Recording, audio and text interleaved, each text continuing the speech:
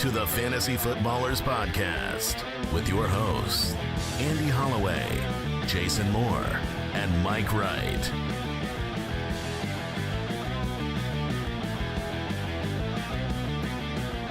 Oh, welcome in.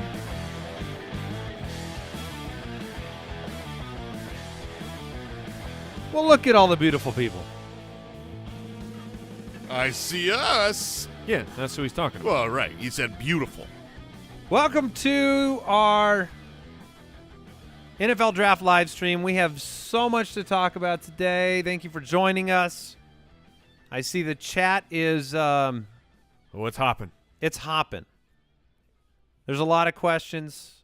Actually, there's a lot of people just saying it's drafting time and disappointed they didn't get that in the intro. Yeah, I was Drafting? Some kind of not. It's football time, but it's only- draft day. It Something doesn't simple. quite work. I mean, The only thing I had thought of, which for the fine viewers at home, if you saw the smirk right after the moment, I had the thought of, oh, I could have gone with it's live stream time, but that's kind of lame, so I didn't do it. right. You win some, you lose some. Well, we had a very eventful evening last night, one with some big-time trades. We want to break some of that down, get some of our initial reactions to what transpired, as well as all of the rookies and their destinations and some of these teams that, two teams that were in contention for rookie wide receivers opted to go the trade route and kind of disrupted a little bit of what we expected. We also didn't see Green Bay take a wide receiver because it's against the law, actually, in Wisconsin to do that. So They got their wide receiver one, Andy. that would be Sammy Watkins. It is not Sam Randall Watkins. It is not Randall Cobb. Was it the big tight end they got, Alan Lazard? That's fine. You can call him a tight end, but he's scheduled for about 10-plus touchdowns right now. Okay. All right. Well, I mean, we can get into that. We'll see what happens in the beginning of round 2 and 3. I got to take that lap right now. Oh, this is the time. Because by the end of today, I could be falling on my face. Well, let's just start with the reaction to the first trade that went through. Oh, yes! Yes! You were excited, Jason. I was so excited. And really what this came down to was it was immediately followed by an A.J. Brown trade. But looking at both of these trades independently, I think that they were both advantageous for the teams that picked up the known commodities. Arizona, they ended up getting a third-round pick and Hollywood Brown in exchange for their number 23 overall pick. Kendrick in the chat is very correct. That graphic needs to be updated immediately. Oh, because it's got – well, that's That's the wrong shade of red. That's purple. thank you for that. Yep. But- little too couldn't much find blue. any. I couldn't find any in the Cardinals jersey. No, we noticed. Yeah. Arizona ends up getting their number 2, and it really reshapes the way the offense looks. They lost Christian Kirk, and you go in and you add a 4-3-5 deep threat in Hollywood Brown. Now, he's not A.J. Brown, of course, but the Cardinals couldn't afford A.J. Brown. They went out and they got a known commodity, somebody that wanted to play in Arizona and somebody that has a history with Kyler Murray to come and run opposite of DeAndre Hopkins with Zach Ertz out there, Rondale Moore, James Conner behind the quarterback. I mean, these two are best friends. They played together in college. They were training together last week. And Hollywood asked for this trade. He went to the team, and the team did not want to give up on him. Lamar Jackson was pissed about it, the GM. But credit to the Baltimore Ravens. They treat their players well, and Hollywood wanted to not be on a run-first team. He wanted the opportunity to play with Kyler, who he was great with in college as an Oklahoma Sooner. So you've got a chemistry already established. He plays in basically the same system that Cliff Kingsbury is going to run. And so this is and if you look at who would have been there to draft. Yeah, the top 6 wide receivers were already gone. They were. And so one of the narratives that has been annoying, and I know that we're from Arizona, listen, there's a drop for our offseason.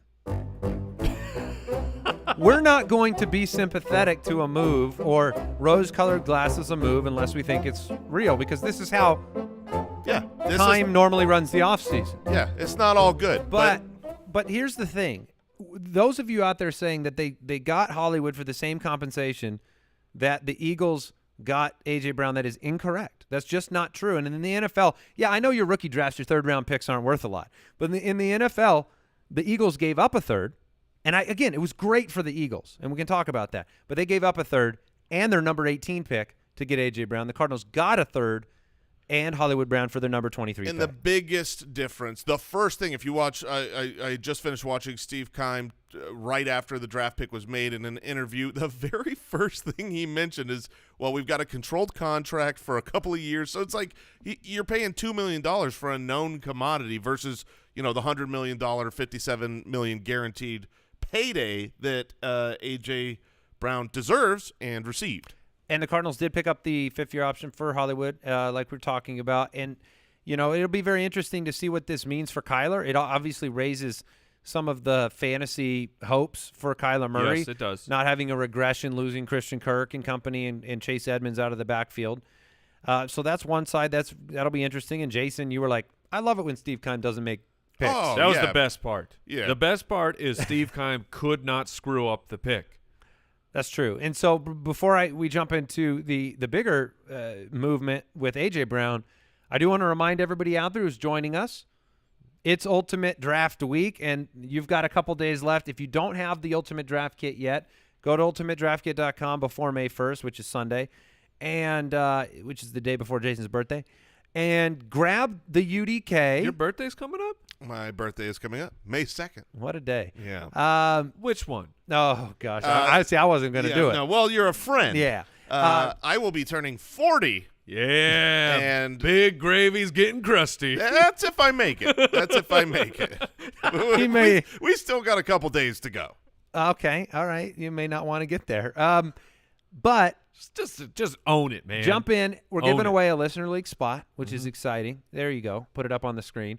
We're giving away the signed Deebo and the signed Jefferson jersey. That Deebo jersey looking a little stronger in terms of staying on that team. We're holding on. I know. We no first round picks in this draft to trade anymore. So we'll see what happens. But go to ultimatedraftkit.com for that. The Eagles, obviously, they made a huge move with vast fantasy football implications. So let's talk through that a little bit. You've got Devontae Smith there. You got a team that threw the ball 24 times a game over the back half of the year. But that's A.J. Brown's world, right? Low volume, electric plays, big plays. Can Jalen Hurts give fantasy players what they want when it comes to A.J. Brown, the way Tannehill could take advantage of a big play here or there on the play action? I think he can. I think it's actually the opposite way around. I think that it's, that A.J. Brown can give Jalen Hurts what he needs, because you can hit A.J. Brown for, a 20-yard go, and then he just you handle the rest. You break all the tackles and run down to the end zone. And these are another pair of guys who are friends. They were working out together last week as well. He's Jalen Hurts attending child birthday parties. These guys are close friends. And so A.J. Brown gets to go there. Now, it's bad news, I think, for Devonta Smith, who is an excellent receiver. But we saw this in Baltimore. When you have a low passing volume offense that is going to be heavy on the run, very similar here for Philadelphia, the pie cannot be divided up too many ways. So this is actually, I think it's a little bit of bad news for A.J. Brown, a little bit of bad news for Devonta Smith, a little bit of bad news potentially for Dallas Goedert. I don't like A.J. Brown more in Philly than I do in Tennessee. Agreed. And so I think that the excitement, if you're a Philly fan, you love it. But Ryan Tannehill, 67% completion percentage, had thrown 33 touchdowns in a season. We haven't seen all of what Jalen Hurts brings to the table, but you can't do – it's unlikely that Jalen Hurts is going to do both and take a huge step and throw 35 touchdowns and then run for 900 yards. He threw for 16 touchdowns last year, 61% completion percentage. So then A.J. Brown has been banged up from time to time. And it's TBD of the size of the pie. Like, a team doesn't make this move. To me, a team doesn't make this investment of a first-round pick, a third-round pick, immediately guarantee the guy. What was the guarantee? $100 million. The 100 was the total. guarantee was $57 million. You don't guarantee a wide receiver $57 million if your plan is we're just going to throw it 18 times a week. Perhaps that was far more a result of just knowing that they did not have talent at the wide receiver position aside from Smith and Goddard. Well, Quez Watkins resents that comment, but they did throw it a bunch in the beginning half, or in the first half of the year, where they were throwing it more often. So maybe you're right. Maybe they adjusted. I think the pie will get bigger. Maybe when Zach Ertz left, it's like I don't have Zach Ertz to throw to. That's disappointing. He's such a good player, right, Mike? So if you need someone to catch and fall down, Zach Ertz is your man. Robbie in the chat brings up, look, if A.J. Brown is there, doesn't it require Philly to order a bigger pie? A little bit, but a bigger Philly cheesesteak. I don't know how. I'm sure they love pies up there too. You think? We've been up there. I mean, who doesn't love a pie? Yeah, that's pretty good. You guys seeing this Odell Beckham tweet? No. Is this new? Yeah, he says, I just got the tea from @19problems, which is Deebo. So he said, I just got the drama from Deebo. Should I spill? So oh, baby. It's not done Let's yet. go ahead and throw a yes over there. Oh, man. I love this NFL. I feel like fantasy football players, young kids who got into fantasy football at a really young age and loved it and had loved the trash talk, the trades, the transactions, are now NFL general managers. And they're like, yes, the players have more power because of social media. And as annoying as it is when they do the scrub-a-dub of their team, I mean, they're trying to figure out and they are utilizing this power. And it's clearly working. And we said this in the studio a little while ago, though. There were still so many things going on behind the scenes that nobody had any clue about. You know, a million mock drafts, none of them saw this Hollywood trade, which apparently was in the works for a good amount of time. Yeah. I mean, Hollywood Brown was in Arizona. So this was Right. not pulled off in a last-minute trade.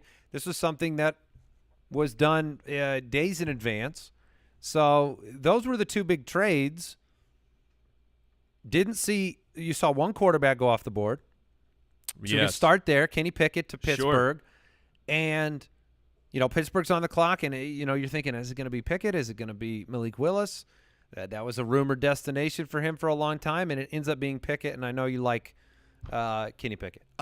So He was my favorite quarterback. yeah, Pickett was the most solid. We gave him that Andy Dalton comp, which we talked about that's not a horrific death knell. That's not what is usually the number one quarterback in a draft. But I love the landing spot for him because he goes to a great organization. He goes to a great head coach. Like, if you want someone like Kenny Pickett to succeed and, he were to go to a bad franchise, I would be far more concerned about him flaming out. But I think that he'll have a decent career there surrounded by a good team, a good system, good management. And I am so fascinated by this Deebo tweet. Trey Lance retweeted it. Oh, did he? Yeah. He Oh, said good news only because it could just be a great contract. We're about to find out. It's back to the Steelers. Yeah, for Trey Lance to retweet it, it makes me think it's positive. I think it has to be a contract. Sorry, I know, you're we'll get good. back there, but I don't think that Deebo would know the trade and then talk to Odell Beckham about that. But Deebo would know the contract he's getting and would talk to Odell about that. Yeah, so maybe the money is going to solve all the problems. For the Steelers, He's got 19 problems. what I like is, but money will not be one of them. What I like is short term, there can be some very fair concern for Deontay, for Chase Claypool, who I really love both of those wide receivers. But I think that Kenny Pickett is a good solution for them moving forward. So it's not you're not looking at Claypool on your dynasty roster going, oh, good Lord, when is this going to pay off again? No, that's a good point. You're like, no, Trubisky is probably the starter for the first. I think he'll start for the first half or so of the season, and then Pickett can take over, or maybe Pickett's even ready to go at the beginning. But either one of those scenarios, I think Pickett plays 17. either one of those 17. scenarios is positive. Like Malik Willis going there was going to be a huge crapshoot for those wide receivers. I agree with that analysis of the situation. By the way, And any the of you, Muth can get Luth. he could get Luther. Yeah. If you have a question for us regarding the first round, any of these trades, any of the fantasy implications, we're watching the chat. The Deucers in the back are watching the chat, so they'll throw in your questions. Small hands, big plans. That's what Kenny Pickett's got going on in Pittsburgh. I couldn't help but think, like, this is the kind of situation where falling is just great. I mean, you get to go to this organization at 20 and have a shot with so much structure around you. I just, you wonder. You wonder if that was just a dream come true. You think you want to be drafted top 10. Maybe you don't. Yeah, I mean, the guys who played where the NFL teams are, it was a good run this year. You had him playing in Pittsburgh. You got Aiden Hutchinson, a local guy. Right. So, yeah, now what about the actual rookies? We've talked all these veterans, but there were some rookies drafted. Yeah, there were quite a few. Six wide receivers to talk about. I will pivot you momentarily back to the Ravens because the other side of the trade was the Rashad Bateman situation. Mark Andrews, yes, continue. Mark Andrews, those targets can't go up. No, but they could have gone down. Yeah, and they still could. But Rashad Bateman, wide receiver 2? Yeah. I mean, it just we saw Hollywood over the course of like the first half. Yeah, read those fantasy finishes off for the first 7 weeks. So through wide receiver 18-7, tanked a game there against Detroit. That's what he'll do. Wide receiver 11-3, bad game. 11-8, and then he kind of sputtered off towards the second half of the season. But I mean, proof of concept of that Lamar Jackson, especially when he's throwing an outrageous touchdown percentage, which he can do, he can sustain a wide receiver that can give you spike weeks, but you look at more as a wide receiver too. And Rashad Bateman was a first-round pick. He was a lot of people's top wide receiver on the board. Yeah, but not necessarily the top. But like, we really like this guy. It was unfortunate that he fell to Baltimore last year with the situation of a run-first team. Hollywood is there.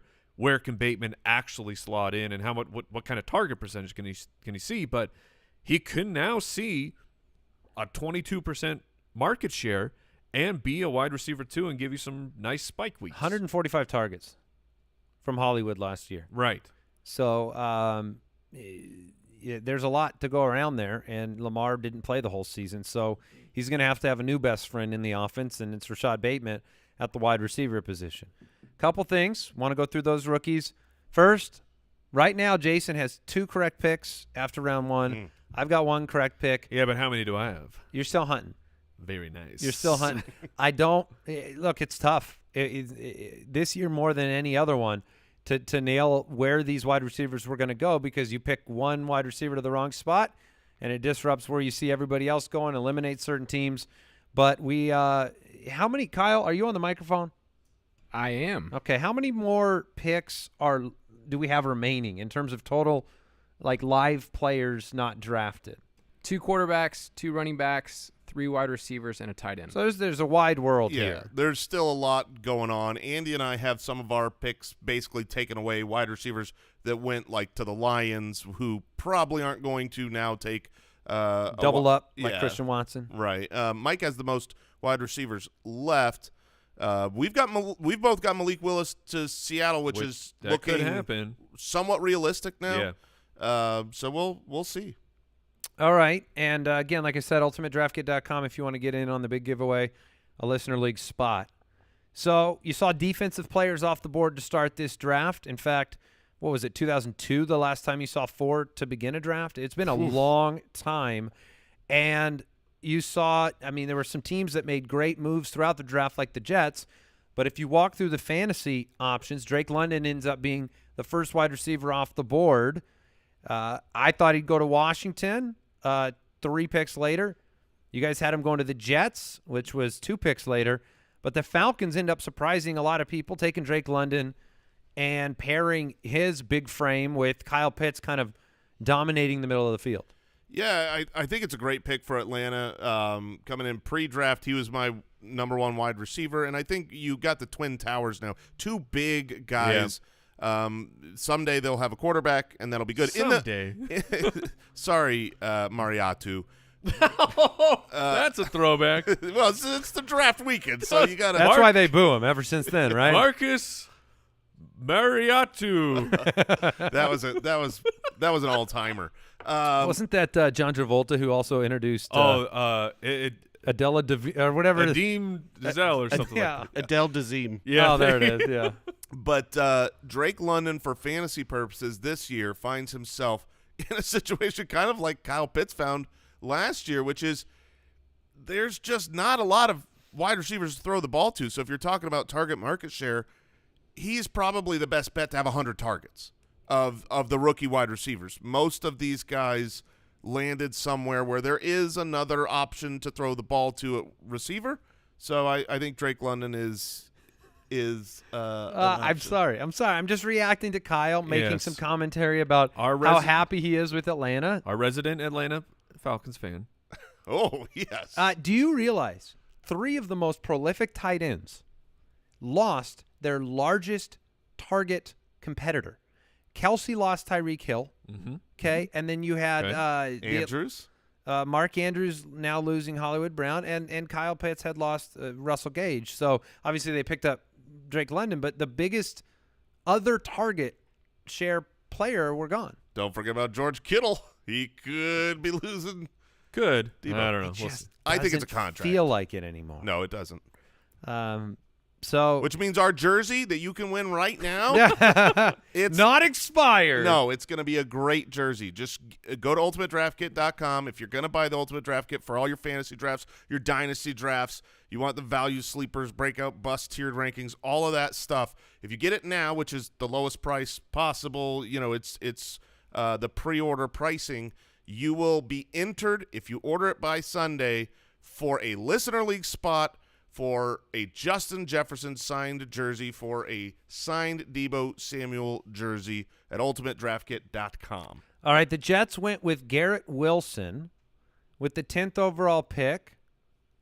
Which I think it was Daniel Jeremiah made the comment after the pick of Garrett Wilson, which I'm fine with. Like, I love Garrett Wilson. I think he's spectacular. But when I was trying to think through my projection here, where I put Drake to the Jets, it's like, they need a bigger guy. And he's like, oh, Corey Davis is still around. And they had just given him a large contract. I'm like, Corey Davis, I totally forgot that guy was there. I did too, and that's a good point. Garrett Wilson will come into a situation that I think there's a lot of upside. I really do. I believe that the Jets, I thought they had a great draft. The 3 first-round picks were great. Garrett Wilson. Their defense should be improved. Yeah, and you know, who knows? Maybe he ends up with a little Breece Hall action in the second round.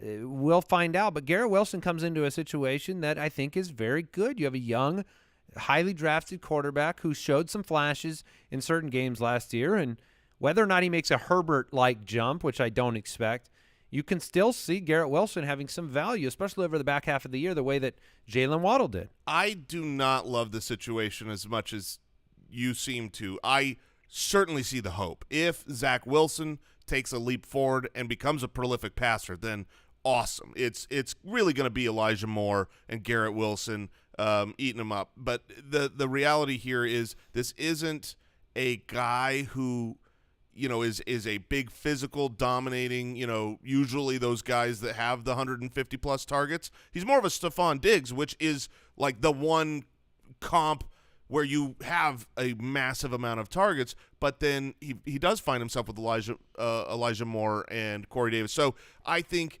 if the leap is not taken by Zach Wilson, then you're not going to have great fantasy production here from Garrett Wilson.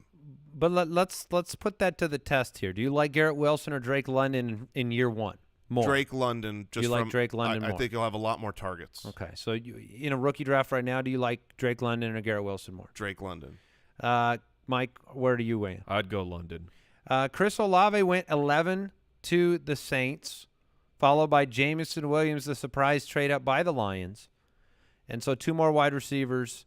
You went Wilson, Olave, Williams back to back to back. One-time teammates. back to back to back. Yeah, because 10, Jameson 11, Williams 12. was there for a sneeze before he moved on. Before he quit. Which Mike held against him profusely for some reason, even though he went and dominated on the best team in the SEC. So Olave, they obviously made it a priority to invest draft capital to trade up to get the Washington pick to pick up Olave. I mean, they could have stayed pat where they were and took a shot. You know what? They would have had the 16th pick. Yeah. So they could have gotten a Jahan Dotson. They made a heavy investment on Olave. I think that we talked about this a lot in the offseason. The trade that they made for the extra second rounder, a lot of people thought it was capital to move up to get a quarterback, and I thought this is a wide receiver. They think that they can get a great wide receiver at this spot. They clearly targeted Olave as the guy that they wanted, and they could have gambled that Olave would have fallen a few more spots, but they said not. We've already traded so much, so I like them going and getting their guy. But if you actually look at the total capital they gave up between getting the other first-round pick and then moving up from there, is like that's a lot to invest for a non-quarterback. Yeah, the multiple trades that they made this offseason, when you stack it all up, it didn't look great. Jameson Williams recovering from the ACL. The Lions have some time to, they're building in Detroit. Obviously, Dan Campbell and company, they put together a lot of gritty performances last year. And so Jameson Williams gets to be another piece of the puzzle with DeAndre Swift, Amon-Ra St. Brown. On our show, we talked about Amon-Ra St. Brown in the early offseason when everybody was losing their mind that, look, this team has money, draft capital, so maybe don't look at Amon-Ra as this number one type of dynasty player, and it's going to turn out to be a benefit if you moved on from him potentially. Yeah, Jameson Williams is drafted to be their one, to be the dominant player he was at Alabama. The nice thing is they can let him have as long as necessary on the timeline to get healed up. We had him going to Atlanta, our pick, as the first wide receiver taken for that exact reason. Yeah. This is a team that needs a quarterback probably next year. And so, if you go ahead and have a player that doesn't help you as much this season, is bright for the future. I do think the second half of this year, though, Jared Goff is not an inept quarterback. He can hit a Brandon Cooks down the field for a long touchdown. Like best ball drafts, I think there are worse locations he could have gone, worse quarterbacks he could have been paired with than currently Jared Goff, even though that won't be his quarterback of the future. But you do have to compete. You have to come back in games. I mean, Jared Goff did that a lot last year where they had to throw the ball. You saw garbage. You saw Josh Reynolds, put up performances. So Amon-Ra. I think you're right, yeah, and Amon-Ra St. Brown. I think it will be very interesting of when you're on the clock and you're looking at Garrett Wilson and Jameson Williams. Well, what are we doing now? I'm laughing because someone said sometimes Andy looks at the camera randomly for a long second and it creeps me out. Because we're in our own sitcom here, man, and we break down the fourth wall. That's right. But Garrett Wilson, Jameson Williams, like they both. Jameson Williams, I think, profiles more as a number one than Garrett Wilson does with the scenarios that are going on. But betting on Jameson Williams is a bit of a bet of the unknown. It's a bet on the Lions. Where Garrett Wilson, like Zach Wilson, will be their quarterback for at least 3 years. I think maybe he takes off and he's the guy, but if he's not the guy, they're probably going to suffer through at least 2 to 3 more seasons, and that would then hurt Garrett Wilson. So that's an interesting. They call those Darnold years, right? If he were to struggle, yeah. But that's an interesting factor that you have to weigh when you're selecting these players in your rookie draft. Thoughts on Jahan Dotson at 16 to the Commanders? I did not so high. I didn't see Dotson going that high. I brought it up on yesterday's live stream. He was the player that had the biggest range of outcomes changes for me because I didn't know what the NFL would think of him, and the NFL liked him, or at least the Commanders thought they need a wide receiver, and all the ones they liked were gone, so he's the next highest on their board. Whatever the case is, you've got him now connected with Carson Wentz as the wide receiver 2. I think it's I think it's great for the Commanders. They desperately needed another pass-catching option.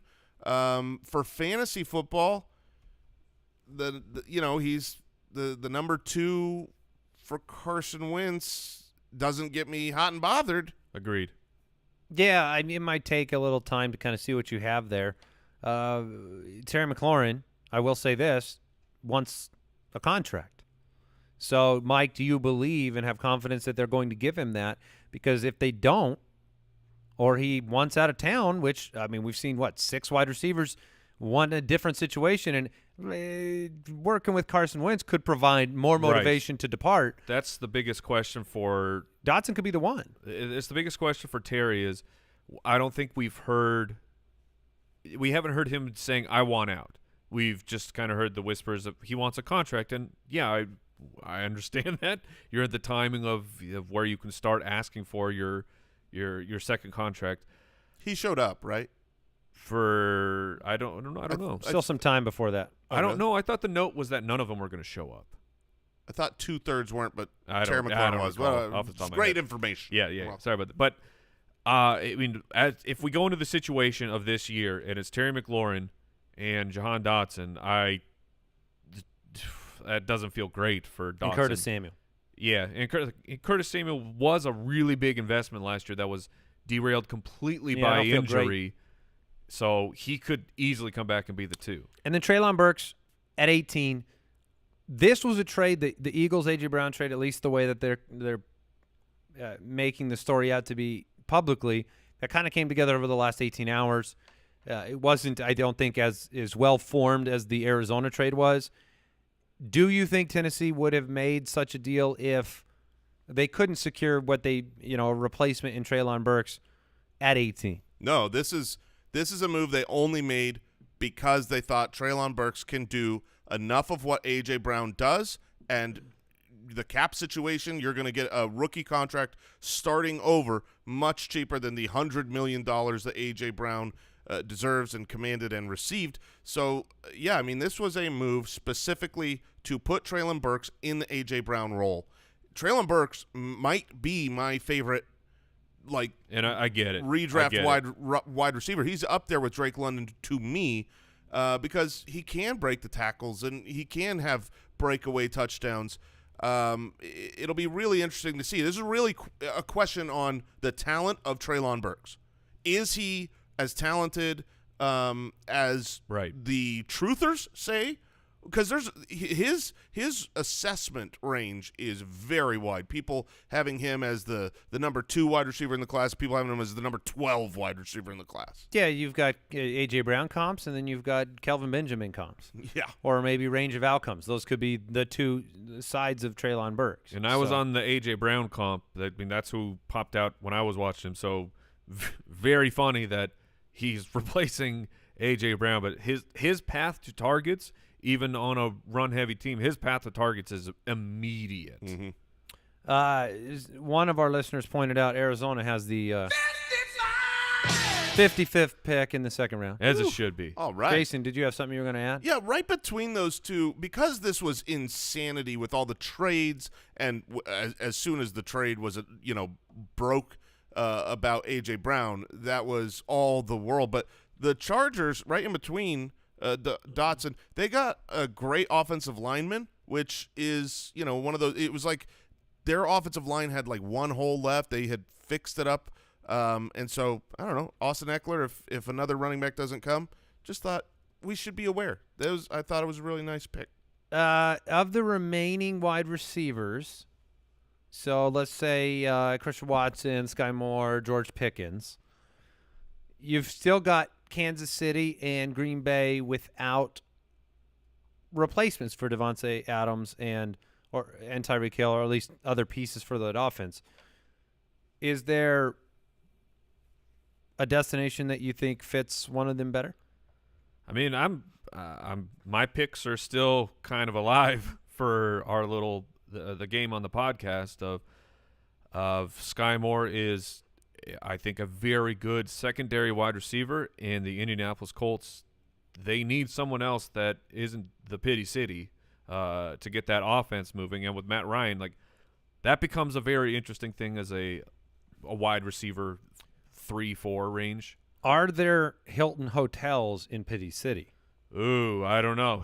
There's some whispers he could be back, but he's just been a ghost of himself over the last few years. As has happened to the Hilton brand itself, we just don't think of it as highly as we once did. Yeah, when I'm looking, Thank you.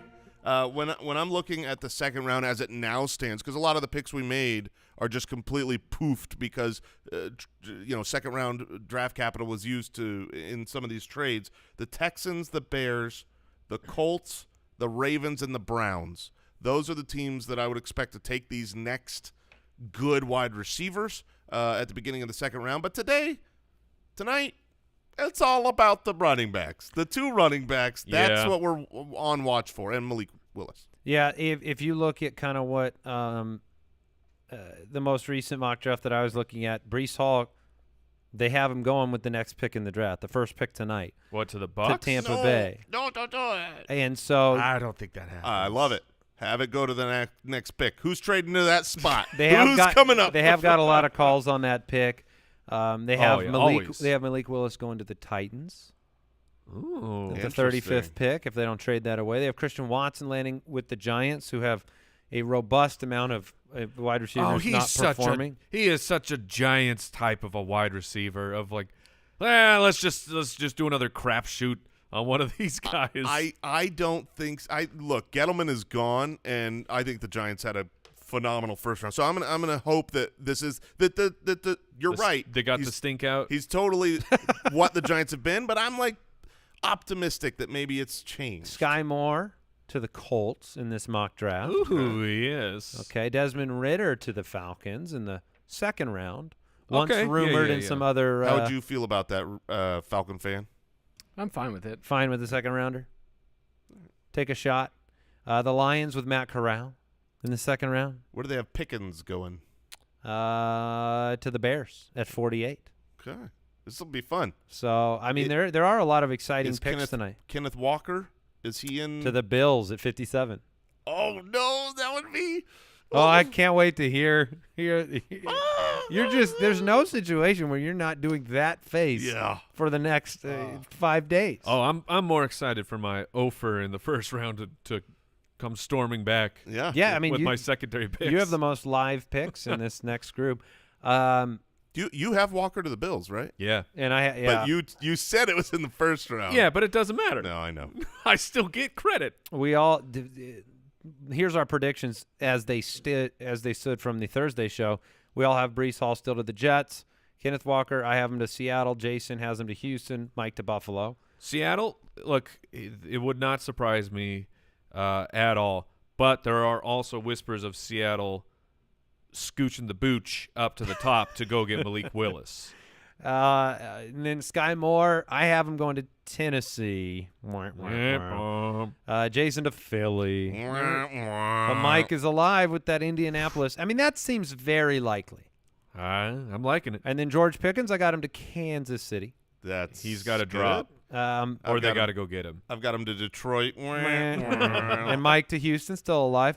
Christian Watson, I have him to Detroit. I've got Kansas City, so there you go. So we just we inverse Pickens and Watson on their homes, and then Mike to the Bears. So that's definitely a chance. Mike's really alive here. Yeah. I mean, alive with totally with zero. He picks. hasn't gotten one thing right. No, completely. But incorrect. he's not dead yet. Yeah, that's right. So that's all that matters. Kansas City is at 50. 50. I don't know if any of those wide receivers make it there. Although the George Pickens, I mean, who knows where he goes? He could not go today. I think or in the second round. He could not go in the second round. I think he'll go early top of second. And Kansas City has some ammo. They could go get him. Over the last couple of years, second-round wide receivers have been – there are so many massive hits in the second round. So don't discount these players that we're talking about. I think George Pickens, Sky Moore, Christian Watson, these guys could be superstars. A.J. Brown Breece was Hall. a second-rounder. Yes, he was. So and DK was as well. All right. Well, I think we've covered a lot of the first round, some initial reactions, and obviously we're going to break down all the winners and losers, our favorite picks of the draft, figure out who actually lost our competition, and a whole lot more on the Fantasy Footballers next week. So thank you very, very much for joining us. One final reminder to check out ultimatedraftkit.com. We hope you enjoy the draft tonight, rounds 2 and 3. And, man, we're going to be talking football with a lot of lasting implications. The juices are flowing, man. Very soon. So we're going to say goodbye. I'm so nervous. I'm so nervous. Yeah, Breece Hall. All right. See you later, everybody. Take care. Goodbye.